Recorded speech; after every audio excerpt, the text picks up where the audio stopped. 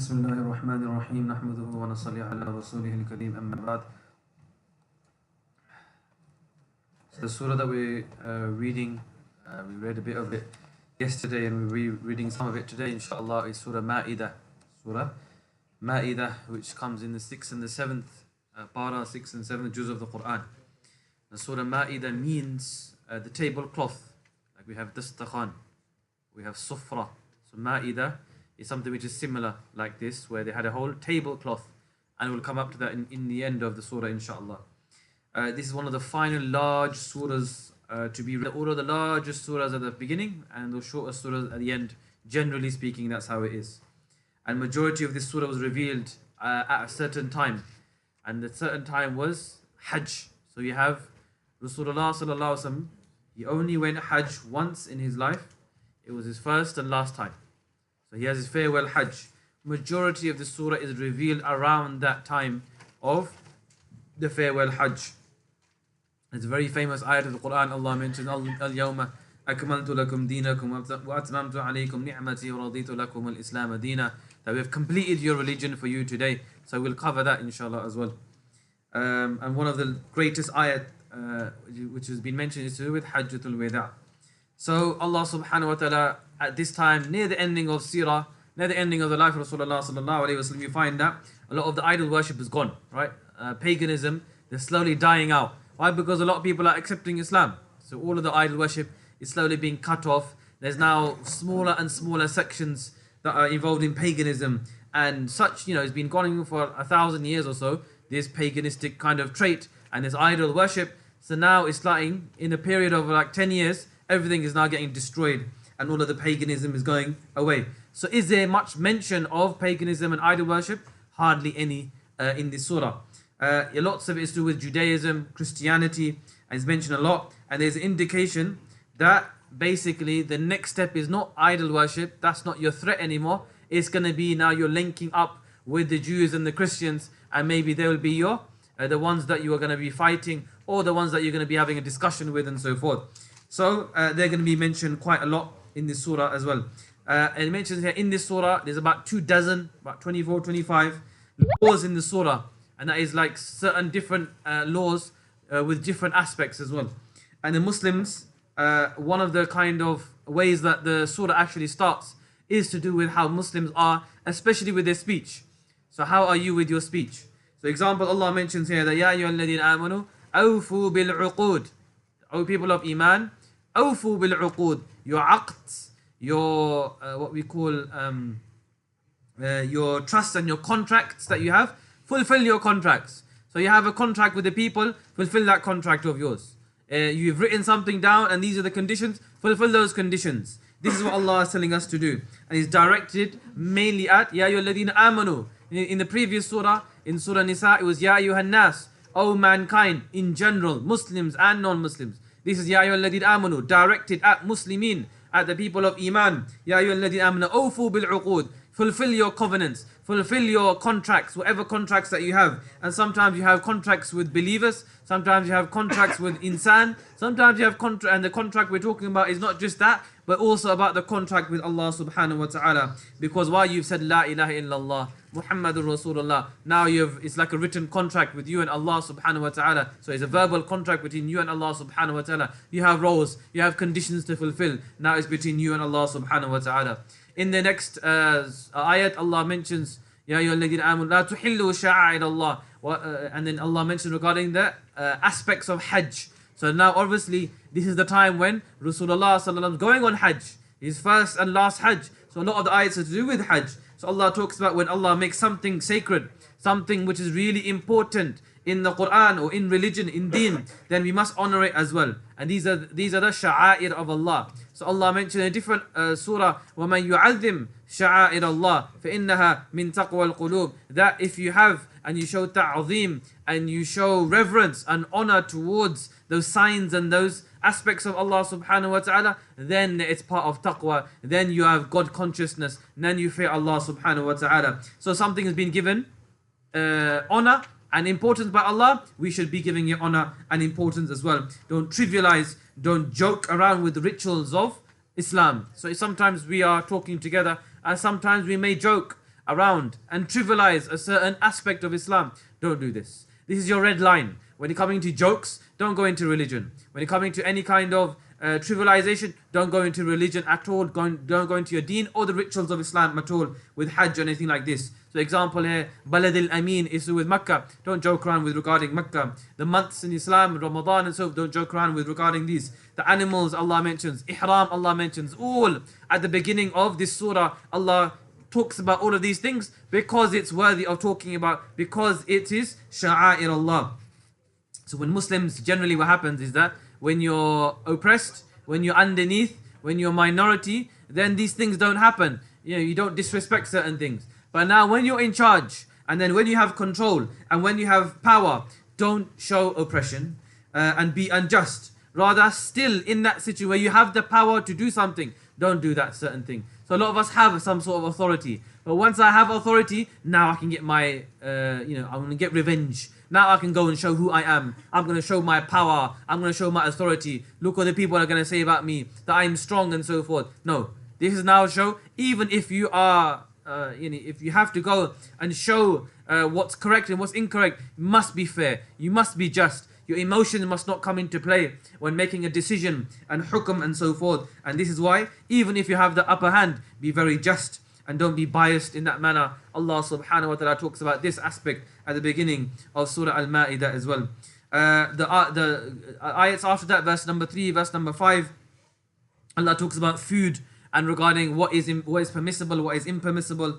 Example, for the Ahlul Kitab, for the Jews and the Christians, their meat and their women as well were permissible, and you're allowed to marry them and you're allowed to have their food. Why? Because they were also saying the name of Allah when they were slaughtering. Example, when they slaughter food, they say the name of Allah. Nowadays, do they say it anymore? Probably not, and that's a different issue we can go into later. But impermissible and permissible is very important to realize what's allowed and what's not allowed. So the haram animals and so forth. Then Allah talks about regarding what is allowed and what kind of meat is allowed. Is dead meat allowed? Is this type of the cattle or the animal which died in a certain way or this way, is this allowed? Is that allowed? These are what is mentioned by Allah subhanahu wa ta'ala in these ayats of the Quran. If you go to the next page of Surah Al-Ma'idah, this is the ayat of wudu. The ayat of wudu, the ayat of ghusl, the ayat of tayammum. Where do we get this from in Islam? It's from the Quran. So Allah talks about regarding that. When you stand up for salah, then what do you have to do? You have to wash your face, you have to wash your arms, you have to wipe your head, and then you have to wash your feet. Where do we get this from? Who made this up? No, it's from Allah subhanahu wa ta'ala and the hikmah of behind this as well. So tayammum also comes about. If you don't have water, and if you don't have the ability to go and do this, then there's tayammum available, and then there's ghusl when that is needed as well. So Allah subhanahu wa ta'ala is giving us advice. Don't think that it's just come out from some scholar's pocket, or you have to do this and you have no. You have no legs to stand on. You got nothing. You're on shaky ground. Until you follow your religion properly, and so stop criticizing other people. Why are you criticizing? Allah is saying this to the people, yeah? Allah is saying to the Ahlul Kitab, don't criticize Islam, don't criticize Muslims. Why? Because look at yourself. You can't even uphold what you have in the past, in your own books. So don't criticize Muslims about regarding this and that. We, as Muslims, we should live up to our own examples and our own guidelines. So Allah is telling off the Ahlul Kitab that go and follow your religion, go and follow your prophet, go and look back into your own books to see what's actually there. You will find Islam there, you will find a prophet coming there, you will find this in your books, but you are not looking, you are blind towards this. So Allah is telling the Ahlul Kitab, what is a lesson for us is that we should also be looking as well. We should also be looking into our own prophet, our own book and so forth, and follow that guidelines and follow those usul and examples. Don't be like the Ahlul Kitab. They've gone astray and they've gone and take their whims and fancies and they've gone and then they've sold their deen for some petty gain, worldly gain. No, rather be the person that can. I'll give you an example. As an example, an imam, he will read the Quran, right? He will read the Quran in front of everybody. And then if he makes a mistake, what will happen? The congregation behind will take the mistake out. But in the previous religions, you will find that somebody take out a priest, somebody take out a rabbi's mistake. No, it's not allowed. You can't do this. Who are you to take it out? But now Islam is such where it's very multicultural. It makes it such that even though if the Imam makes a mistake in the Quran, other people can also have the knowledge to take it out as well. And this is the wonder and this is the beauty of Islam as well that Allah subhanahu wa ta'ala has given us. So Allah is telling the Ahlul Kitab, follow your deen properly, follow him properly. You would find Islam regarding this.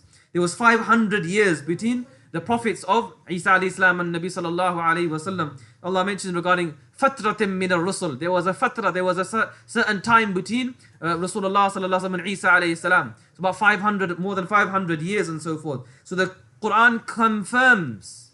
It says musaddiqan lima bayna yaday, musaddiqan lima bayna yadayhi min at-Tawrah.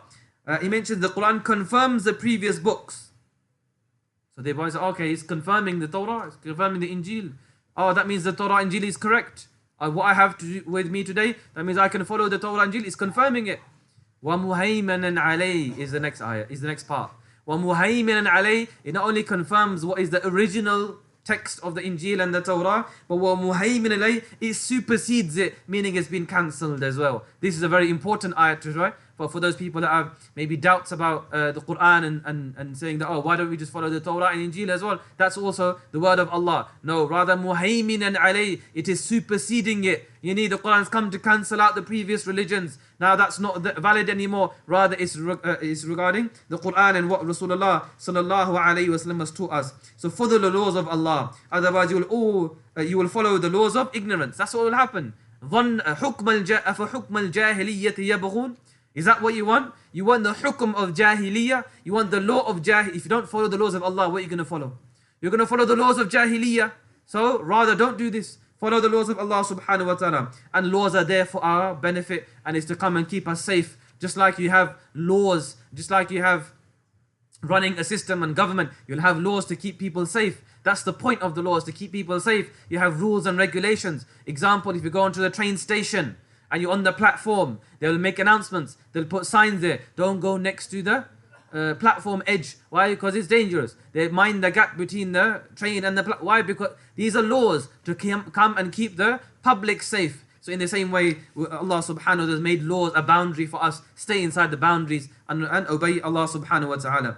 Now Allah subhanahu wa ta'ala in verse number 72 onwards, Surah Maaidah, Allah says that Allah criticizes the Christian theology. What is their theology about? 3 in 1 and so forth, the Trinity.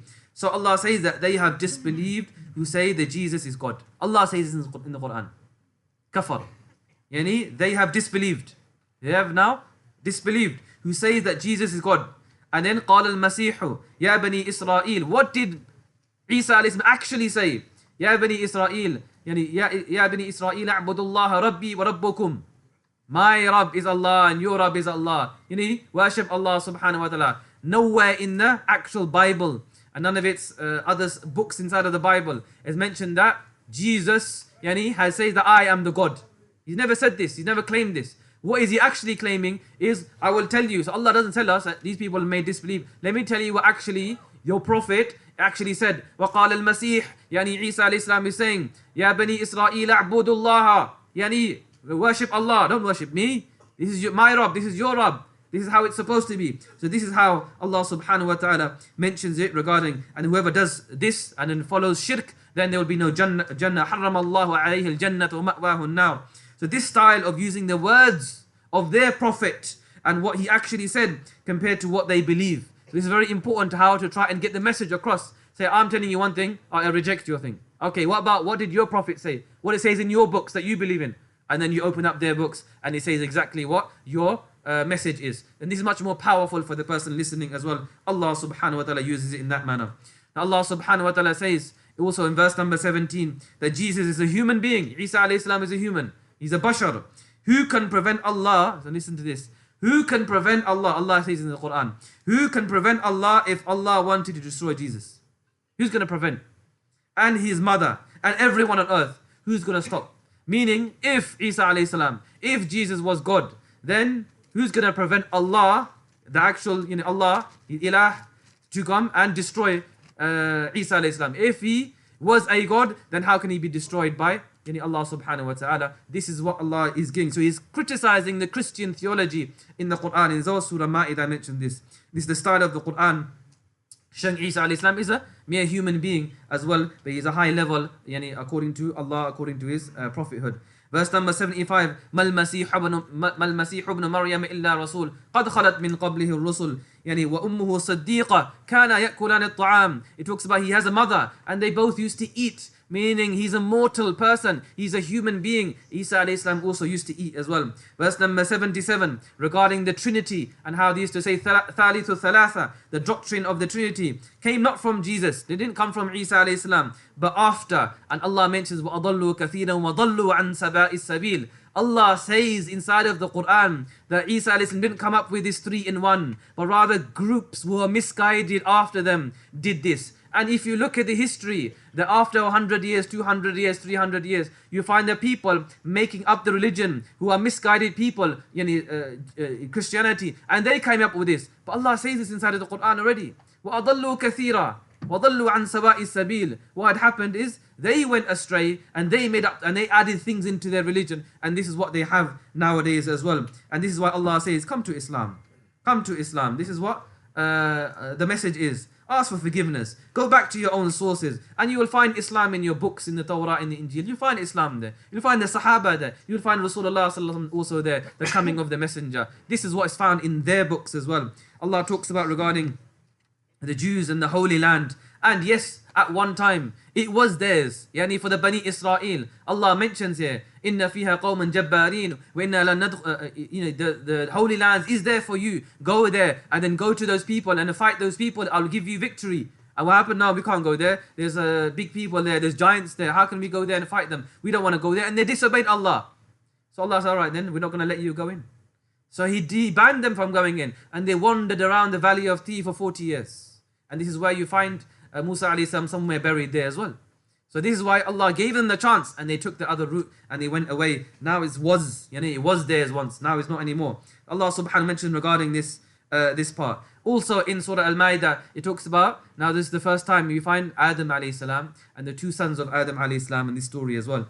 And this is the first time Malakul Maut, the angel of death, is coming down on earth. First time. Because there was no death. There was no death at that time. Everyone was alive. So Adam alayhi salam had his sons, Habil and Qabil. And he came, he came down, and Malakul Maut came down for the first time, not for a natural death. It was for a murder. It was for a murder. So not even that. So Habil and Qabil, and they had a bit of a Cain and Abel. And they obviously, one brother killed Qabil, killed Habil, and one brother murdered another, out of jealousy, and due to jealousy, because he was jealous. And then jealousy, obviously, we know it's a major sin, and it can lead towards killing and murder. That's how much it is. And it's a spiritual disease for us, and we need to take it out if we have jealousy. But how to bury him? And now he's killed his own brother. What to do next? So how does Allah show the burial procedure towards the son of Adam? So Allah sends a crow, a bird, a crow. And it demonstrates digging and then covering up. So the crow came, he dug up something, and he put something there, and then he covered it up. Then he clicked into the mind of the son and saying, this is what I need to do with the body of my brother. And he dug up for the first time, janazah, for the first time, digging up the grave and then putting it and covering it and so forth. This is the first time, and this is what you find in Surah Maaidah, this section here regarding this. Verse number 32, Allah then mentions, whoever kills one person is like they have killed all of mankind, and whoever saves one person is like he has saved the whole of mankind. Powerful ayat, very powerful ayat. So imagine all of the sin of one person. If you have the influence of other people, then you could be in trouble as well. The first person that sinned was this person. How many? Basically, he killed a progeny. Example, you have the son of Adam. His whole sons have billions of people underneath his progeny. So he's killed his brother. That means he's killed 1 billion people or 10 billion people. How many people?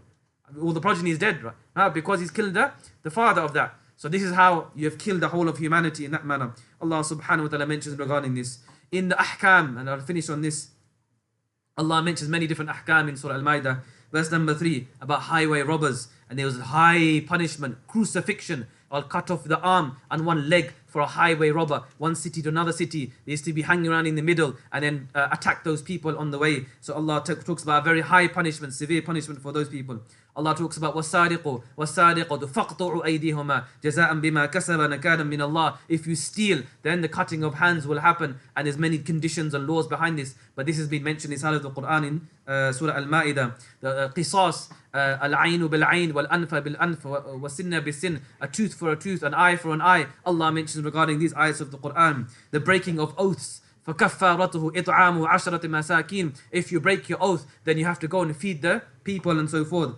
Allah then talks about Ya ayyuhal ladina amanu innamal khamru wal maisiru, and then talks about regarding gambling and alcohol, and then that has been forbidden. Allah talks about hunting in ihram. Ya ayyuhal ladina amanu la taqtulu sayd wa antum hurum, you are in ihram, don't go and hunt while in ihram. Allah then talks about أحل لكم أحل لكم صيد البحر وطعامه, the sea, the fish in the sea is being made halal. These are the ayats of the Quran as well. And I'll conclude on this, that Allah subhanahu wa ta'ala talks about Ma'idah as the table spread. Yeah, Ma'idah is the table spread. So obviously the Hawariyun, the disciples of Isa alayhi salam, asked for a table spread from Jannah, and imagine what kind of food they must have had from Jannah, and Allah granted them. They said that be grateful, and if you're ungrateful, I will give you a punishment so severe that no one, لا أعذبه أحدا من العالمين, no one has ever seen before. So now you've seen Jannah, you tasted Jannah, now there's no going back. Now you've seen a miracle. If you now be ungrateful, now it's end of story. Allah subhanahu wa ta'ala says that the more blessings that you get, the more responsibilities you get. This is very important for all of us, that we try and act, give us that Allah subhanahu wa ta'ala give us the ability to act on what has been said. May Allah subhanahu wa ta'ala make it such that we are learning from the Quran and have a connection with the Quran, a stronger connection with the Quran. So now it brings us as a shafa'ah on the day of judgment. Subhanallah bihamdi, subhanakallahumma bihamdik, nashhadu an la ilaha illa anta, nastaghfiruka wa natubu ilayk. Inshallah, if everyone can stand up, inshallah, make the rows, try and move